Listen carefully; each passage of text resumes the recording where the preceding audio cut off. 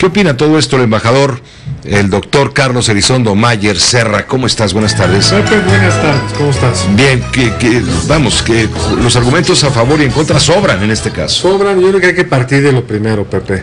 Estamos acá por el fracaso de la estrategia de seguridad de este gobierno, que en última instancia el fracaso del secretario de Gobernación, que es el responsable de la seguridad en materia federal en este país.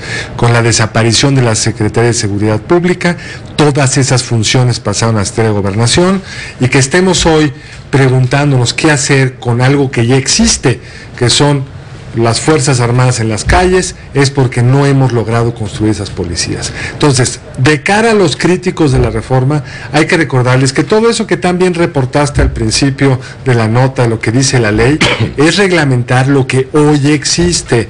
Hoy las Fuerzas Armadas tienen servicios de inteligencia, hoy ocupan partes del territorio nacional, van cuando se los pide el presidente, en acuerdo normalmente con el gobernador, se quedan el tiempo que es necesario, no está reglamentado. Y estamos así, en respuesta a María Elena Morera, porque no hay policías estatales. No es que esta ley vaya a quitar los incentivos para que haya buenas policías estatales, no las hay, y esa ley pues no existe ahora. El problema de cómo construir policías estatales no es responsabilidad de esta ley. Entonces, lo primero que tenemos que tener es simplemente reglamentar, el protocolizar la acción que se viene llevando a cabo desde hace más de 10 años, cuando Felipe Calderón, presidente de la República, le declaró la guerra al narcotráfico. De 10 años para acá ha sido más continuo, pero es el papel que siempre ha cumplido el ejército. Acuérdate que reportaban todos los años cuántos planteos de marihuana y cuántas quemaban. Eso no es tarea de seguridad nacional, es de policía. ¿Te acuerdas a finales de la administración de Espinosa en la Ciudad de México, que patrullaba las calles de Iztapalapa el ejército? Eso ha pasado siempre. Cada vez se quedan más tiempo, porque cada vez el crimen es más poderoso y las fuerzas policíacas más ineficaces en muchas entidades.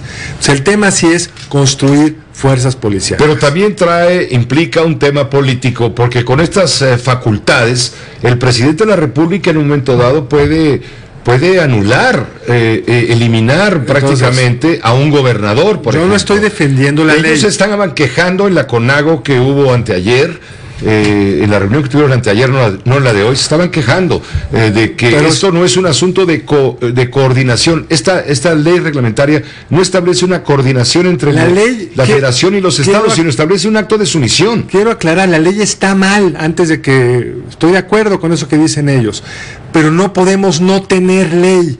Se está reglamentando algo que existe, y hoy las Fuerzas Armadas están sin ningún soporte jurídico, y las Fuerzas Armadas, si se retiran, es cederle la plaza al crimen organizado.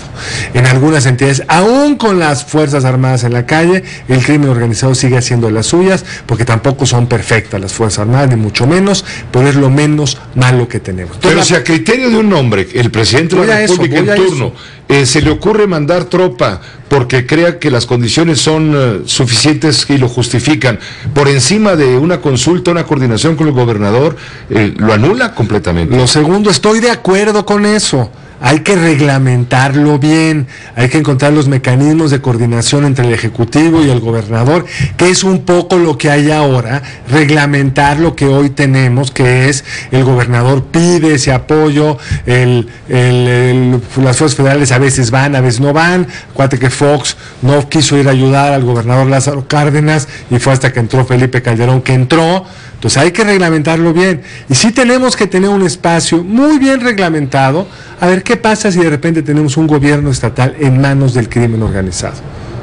Hay que darle un espacio a la Federación para actuar, pero otra vez regulado, pasando por el Congreso, con rendición de cuentas. Hay mucho que mejorar, pero no creamos que el problema se resuelve no teniendo ley, porque hoy ese papel lo tienen que cumplir las Fuerzas Armadas, porque no han sido capaces los gobiernos de construir las policías. Y no es una cuestión del mando único, y toda esta ley se la atoró que primero lo trató de echar a andar el presidente Calderón, se la frenaron, luego el presidente Peña, se la frenaron.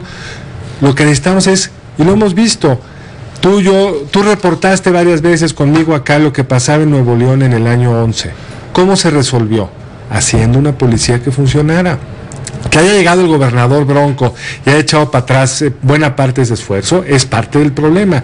¿Cómo construimos policías que no estén al servicio del gobierno en turno y que trasciendan los intereses políticos del gobierno en turno? Entonces tenemos que pensar en generar los incentivos para que los gobernadores le entren. Cada vez que entren los militares, por ejemplo, hay que cobrarles una la nota por estarles haciendo el trabajo que ellos no están haciendo. Dentro de esta lógica, generemos esos incentivos para generar las policías y, por supuesto, hay que proteger los derechos humanos siempre.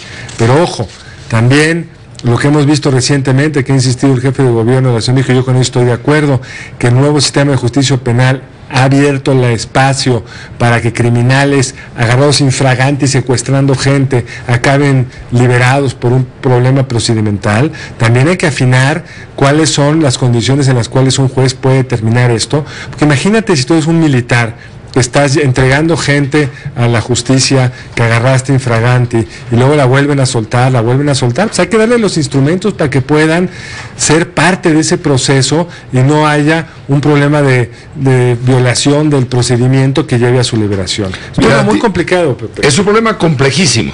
La Comisión de Derechos Humanos, ya lo escuchábamos de parte de nuestro reportero, nos está diciendo que la emisión de una ley de seguridad interior en los términos que se plantea contribuiría a mantener el estado actual de cosas al favorecer el uso discrecional de las Fuerzas Armadas como base de una estrategia, dejando de lado la necesidad de emprender acciones coordinadas y efectivas desde los distintos niveles y órdenes de gobierno para fortalecer los recursos y capacidades de las policías civiles. Está muy interesante porque unos dicen que porque va a ser la ley va a pasar todo esto, y otro dice que la ley va a hacer que esto se quede.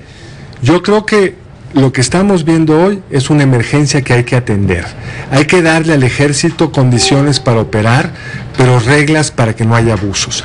No es cuestión de no hacer la ley, tampoco de aprobarla en sabadazo hoy a las 3 de la mañana. Sería incorrecto. Creo que la responsabilidad de la Cámara de Senadores, en este caso, del Senado, es tratar de encontrar el equilibrio entre las dos cosas. No se puede tener un ejército en la calle sin una reglamentación. Y hoy no podemos no tener ejército en la calle. ¿Y cómo construimos una serie de reglas que castiguen a los gobernadores que no construyen las policías adecuadas a la par de proteger la seguridad de los mexicanos y sus derechos humanos? Un equilibrio complicado. Mira, te voy a explicar lo que dice en Naciones Unidas a través del Alto Comisionado para los Derechos Humanos, Jan Yarab.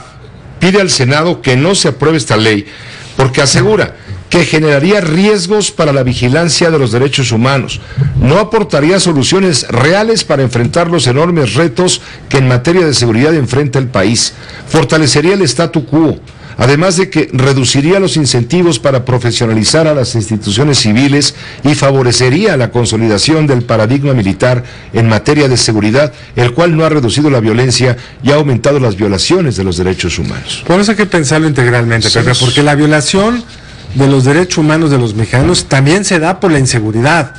No es que es la acción del Estado la única que genera violación a los derechos humanos. La inacción del Estado genera aún más violación de los derechos humanos en la medida que acaban bajo el control de criminales, extorsionadores, secuestradores, etcétera. Entonces hay que entrarle viendo los dos lados de la moneda. Hay quien dice que esto es el disfraz de un principio de golpe de Estado. Me parece una exageración, por decirlo menos, porque los soldados y la marina ya están en la calle y están ahí porque los civiles no pudieron construir las policías que este país necesita. A 5 años de este gobierno tienen que estar impulsando esta ley porque el crimen está desbordado porque no hicieron el trabajo adecuado en materia de policías, ministerios públicos, cárceles, etcétera. Pues te agradezco mucho. Gracias a ti, Pepe. Carlos. Nos vemos el miércoles. Gracias, nos vemos el próximo miércoles. Carlos Elizondo Mayer Serra. Los de adelante corren mucho y los de atrás se quedarán, Carlos. Esperemos que no sea el caso. Pues se están quedando, es lo malo, están quedando bajo las garras del crimen.